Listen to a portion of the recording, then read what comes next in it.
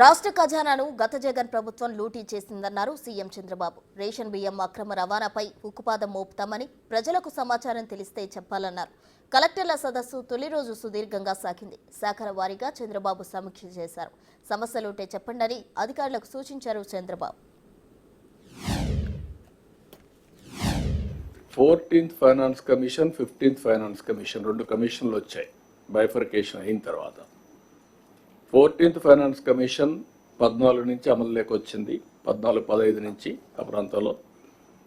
ఆ తర్వాత 15th commission finance commission వచ్చింది. ఇంత తెలివి కూడా విచిత్రమైన తెలివి వీళ్ళకు. మనం అందరం ఆలోచిస్తుంటే ఇయర్లు ఎంత వస్తుందో ఆలోచిస్తాం, కానీ ఇంకా 2 ఏళ్ళు 24, 25, 25, 26 ఫైనాన్స్ కమిషన్ ఉంటుంది. తర్వాత కొత్త ఫైనాన్స్ కమిషన్ రిపోర్ట్ ఇవ్వాలి, గవర్నమెంట్ యాక్సెప్ట్ చేయాలి, దాని ప్రకారం మనకు డబ్బులు ఇస్తారు. 14th ఫైనాన్స్ కమిషన్ 22,112 కోట్లు మనం తీసుకుంటే 5 ఏళ్ళు వీళ్ళు వచ్చిన తర్వాత 62,000 కోట్లు 14th, 15th డ్రా చేశారు.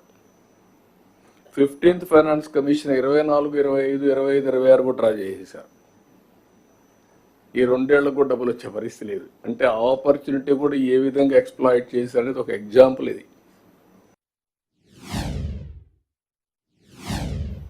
ఈరోజు ఇవన్నీ అయిపోయిన రేషన్ బియ్యం నేను ఎప్పుడు ఇంత ఊహించలేదు. రేషన్ బియ్యం రీసైక్లింగ్, మళ్ళీ పోర్టుల్ని చేసుకొని రేషన్ బియ్యాన్ని ఎక్స్పోర్ట్ చేయడం, స్మగ్లింగ్ చేయడం, ఇదొక పెద్ద మాఫియా. అంటే ఏదైతే మేము ఆ రోజు చెప్పామో ఈ మాఫియా కూడా ఒక బలమైనటువంటి నెట్వర్క్ చేసుకొని రూట్స్లోకి వెళ్ళిపోయే పరిస్థితికి వచ్చారు. కానీ ఒకటే నేను మిమ్మల్ని కలెక్టర్స్ అందరినీ కోరుతున్నా, ఐఎమ్ వెరీ క్లియర్, ఎట్టి పరిస్థితిలో మీ జిల్లాలో ఎక్కడైనా సరే ఇలాంటి ఉంటే మాత్రం మీరు ఇంకా డెప్త్కి వెళ్ళాల్సిన అవసరం ఉంది. రూట్స్తో కూడా పెకలించాలి, కట్ చేయాలి.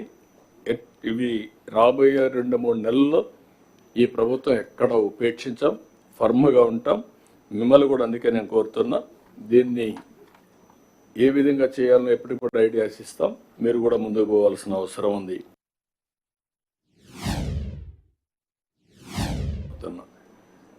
ఈరోజు మీరు రెవెన్యూ సదస్సులు పెట్టి తూతూ మంత్రంగా చేస్తే మాత్రం సమస్య పరిష్కారం కాదు.